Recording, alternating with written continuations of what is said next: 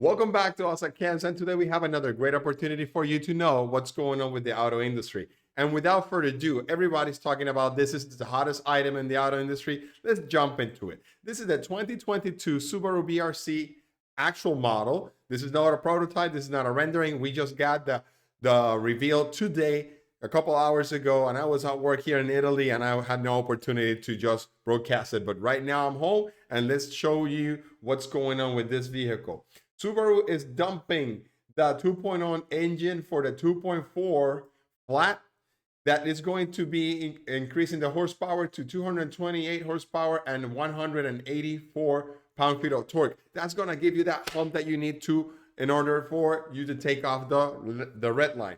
So back in the days, the current generation of the Subaru BRZ has always been the biggest complaint of the horsepower and underpower engines. So that's a thing of the past. Back in the days, you have to rev up the engine up to 6,700, and now you get the torque as slow as 3,700, which is mid-range torque. Is going to get you the power that you need to go around and carve those curves, and also to be fast enough to feel a car that is quick enough and swift enough to move like a sports car. And it always been a sports car, not taking anything from the previous generation, but everybody was complaining about it, and this was needed. That's a good thing that Subaru and Toyota had listened to us.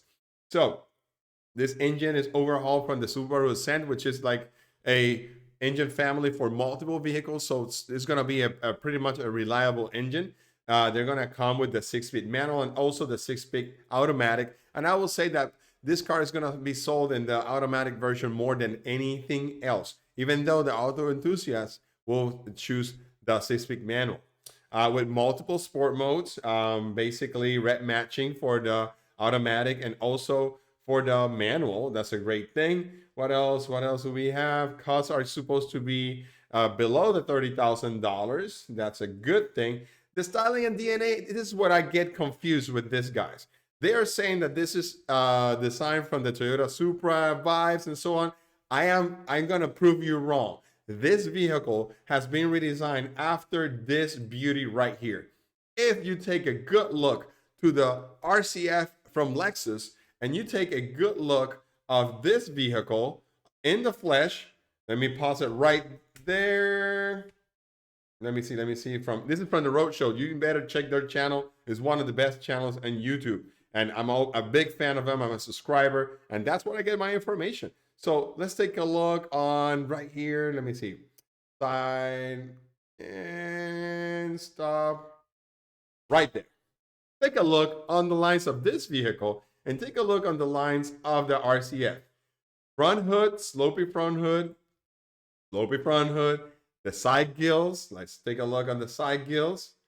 Very similar, very same system.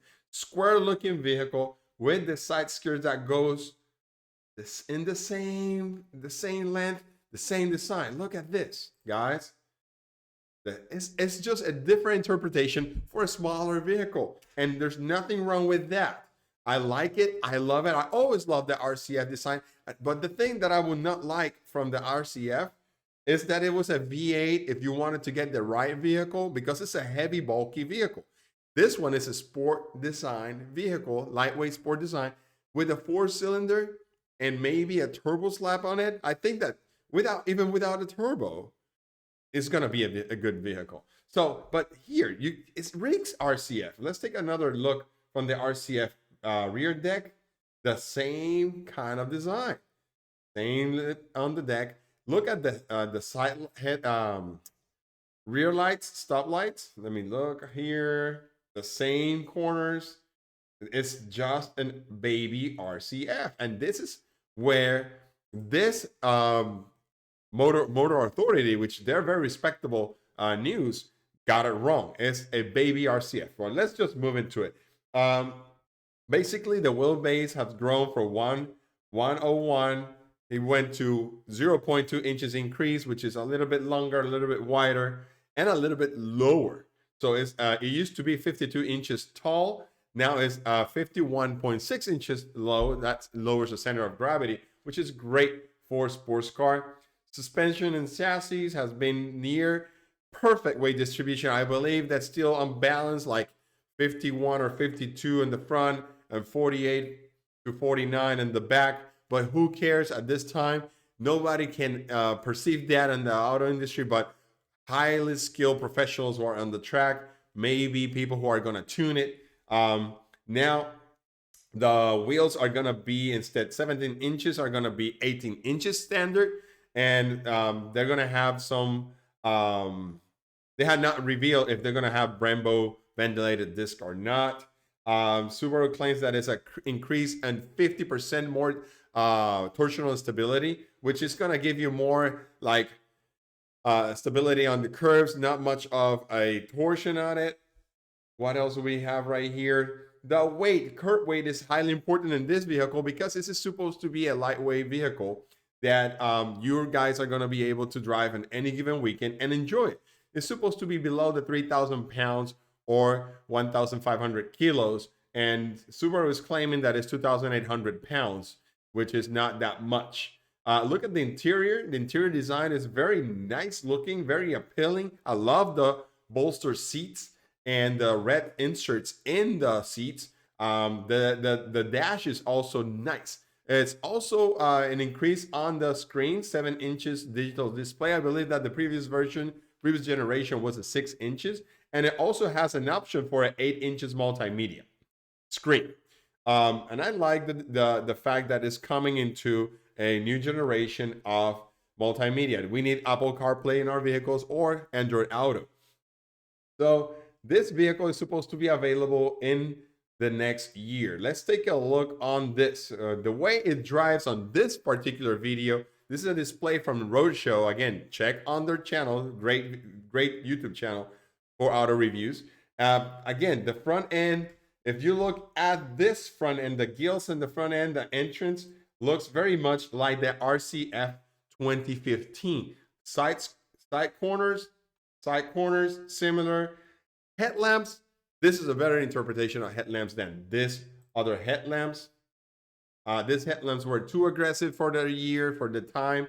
Now people start liking the RC-F, but still, the reason I don't like the RC-F is because it's too bulky, too heavy, and the BRZ is gonna be a better option for a enjoyable sports car. Again, lower gravity vehicle, lightweight vehicle. I think it's gonna be an amazing vehicle to purchase and consider.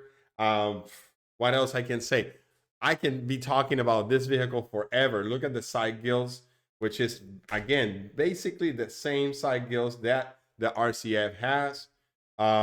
Let's go back into this. Is now from, I'm taking this video from the Motor One, which is from Australia. They're all in California checking on the new BRZ. The 3/4 of this vehicle, very similar also to the RC-F 3/4 panel. Let me see if I got a picture of it. 3/4 panel, like very wide, very contoured. It's a very nice looking vehicle, and I don't expect anything less from Toyota or Subaru. Let's see what we can see at the interior. They just took it for a test drive, so there's not much important right now because it's their opinion right now. The design inside, again, look at the design of the cluster. Is going to be completely digital, which is welcome in Toyota. It needs it. It needs it a long time ago, and now everything is turning into digital, so we don't expect anything less. The steering wheel, very similar to the outgoing model. Let's take a look at the steering wheel of the RC-F. RC-F is more high-end because it costs you like $65,000, $70,000. You can find it for $35,000 or $40,000 used, but still a very special vehicle. Let's take a look on the cluster. And if you take a look on the cluster and the cluster of the upcoming BRZ, it's going to be very similar. So Toyota is giving, and Subaru are giving, a little bit of upscale filling into their interior to the BRZ and the GT86. We have not seen the GT86 yet. I think the design is gonna be slightly different. You know that they're not vary that much from one to the other, but body size, I believe is the exact same. Nothing changes, but the front end is gonna have a hint from maybe from the Toyota Supra. But again, I don't think that this is gonna be a waste of your time. Take a look on the Subaru BRZ.